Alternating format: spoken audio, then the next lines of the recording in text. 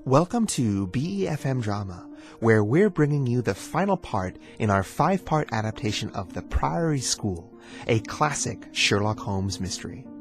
Holmes and Watson were hired by Dr. Huxtable, the principal of the Priory School, to find a missing student, the 10-year-old Lord Saltire, sole heir of the Duke of Holdernesse, a powerful nobleman. Holmes has traced the boy to an inn near his family home of Holdernesse Hall and discovered the murdered body of a German teacher, Heidegger, who tried to go after him. The Duke has offered a £6,000 reward to anyone who can identify the boy's captors, and Holmes has just stunned Watson by accusing the Duke himself of the crime, in coordination with his personal secretary, James Wilder. I shall never forget the Duke's appearance when he sprang up and clawed with his hands, like a man sinking into an abyss. Then, with an extraordinary effort of will, he sat back down and sank his face in his hands. It was some minutes before he spoke. How much do you know? I saw you together last night. Does anyone else beside your friend know? I have spoken to no one. The Duke took a pen in his quivering fingers and opened his checkbook. I'm as good as my word, Mr. Holmes. I'm about to write you your check. When the reward was first offered, I had little idea where events might lead. You and your friend are men of discretion, are you not? I do not understand, Your Grace. I must speak plainly. If only you two know of this incident, there is no reason why rumors should spread. I think £12,000 is the amount I owe you, is it not? But Holmes smiled and shook his head. I fear, Your Grace, that money will not solve everything in this case. There is the death of the schoolmaster Heidegger to be accounted for. But James knew nothing of that. You cannot hold him responsible. It was the work of the brutal ruffian he mistakenly employed. I believe that when a man commits a crime, he is morally guilty of any other crime that may result of it. Morally, Mr. Holmes, but surely not in the eyes of the law. A man cannot be condemned for a murder he was not present at, and which disgusts him as much as it does you. The moment James heard of the killing, he confessed everything. He was filled with horror and remorse. Oh, Mr. Holmes, you must save him. You must save him. Tell me that you can save him. The Duke leapt out of his chair and paced quickly back and forth for a minute before sitting back down. I appreciate that you have chosen to speak with me before anyone else. At least it gives us a chance to minimize this awful scandal. Exactly. But that can only be done if we are frank with each other. I want to help, but to do so I must know every detail. You say Mr. James Wilder is not the murderer? No, the murderer has escaped. Sherlock Holmes smiled demurely. Your Grace can hardly imagine it is so easy to escape me.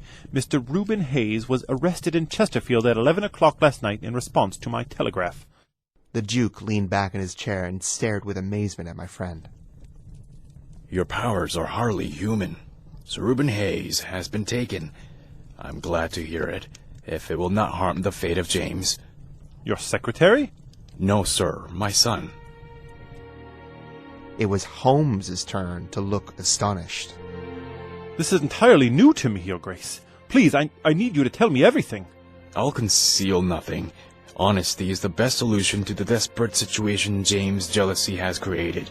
When I was a very young man, Mr. Holmes, I fell deeply in love. I offered the lady marriage, but she refused, fearing her low status might harm my reputation. You were never married? If she had lived, I would have persuaded her, but she died, leaving me with her only child, James. You raised him as your son? For her sake, I cherished and cared for him. I could not publicly acknowledge our true relationship, but I raised him as well as my fortune would allow, and have always kept him close. And Wilder knows you are his father? Yes, and has often taken advantage of his power to blackmail me by threatening to reveal his true parentage to the press. James is responsible for the current poor state of my marriage, and hates Lord Saltire, my legitimate son and heir. How could your Grace tolerate such a situation? I saw his mother's face every time I looked at him. I could not send James away, but I feared what he might do to Arthur. It was for this reason that I sent the boy to the Priory School. So what then? Mr. Wilder conspired with Reuben Hayes to kidnap Lord Saltire? Yes, James knew Hayes from his time as my coachman, and that he hated me. Hayes was a more than willing accomplice. Remember, I wrote a letter to young Arthur on that final day. Well, James opened the envelope and inserted a note of his own telling Arthur to meet him on the edge of the school.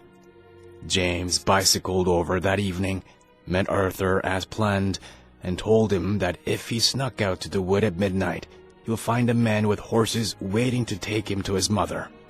The poor child was desperate to see her. He came as planned and found Hayes waiting. They set off together, but were pursued by Heidegger.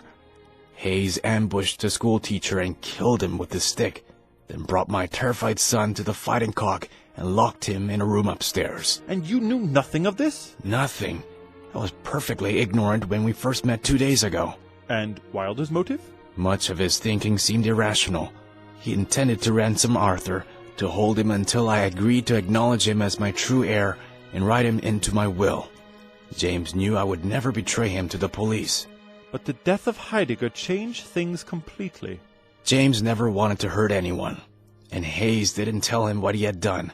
The first either of us knew of Heidegger's death was when the telegram arrived from Dr. Huxtable yesterday afternoon, informing us of it. And what was Mr. Wilder's reaction to this news? Absolute panic. He confessed everything to me immediately. In truth, I had my suspicions, but I was still horrified to hear his tale. I know, gentlemen, that this is difficult to understand, but I love both my sons, illegitimate or not, and I feel as if I'm being torn in two.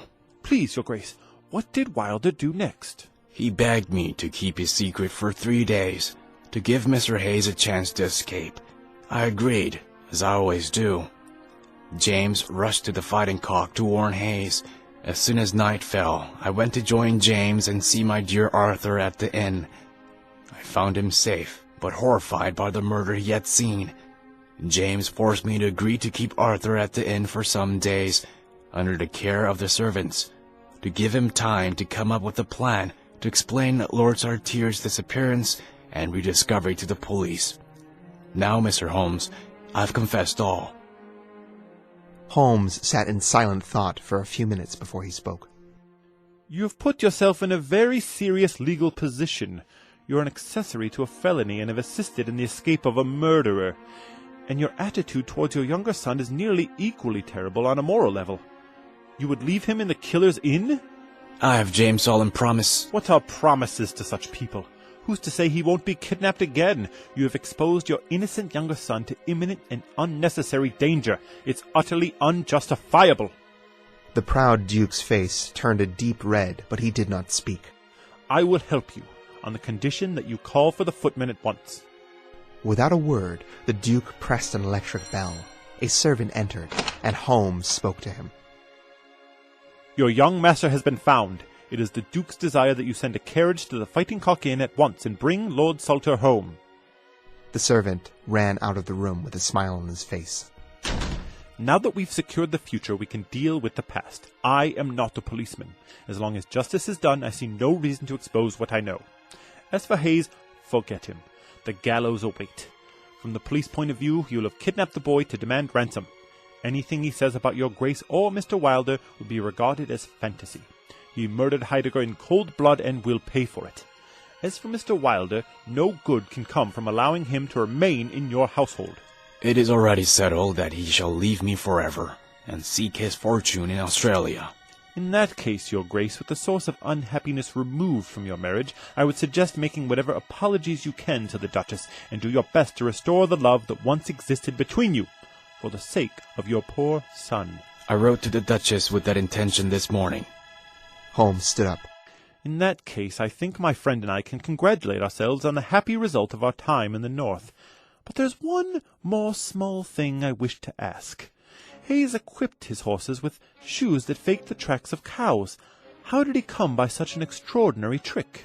The Duke stood in thought for a moment, with a look of intense surprise on his face. Then he opened a door and led us to a glass case in the corner of a room like a museum. There were 4 strange horseshoes displayed inside. These shoes were used by the barons of Holdernesse in the Middle Ages to throw off pursuit by mimicking the prints of cows. Holmes opened the case, licked his finger, and rubbed it gently against the bottom of his shoe before holding it up for us to see. There was a thin layer of recent mud on his fingertip. Thank you. That is the second most interesting thing I've seen in the North. And what was the first? Holmes looked down at the 12,000-pound check in his hand and carefully folded it, slipping it into his pocket. I've seen many things, Your Grace, but I'm not a rich man. This check? Well, this check is truly once in a lifetime.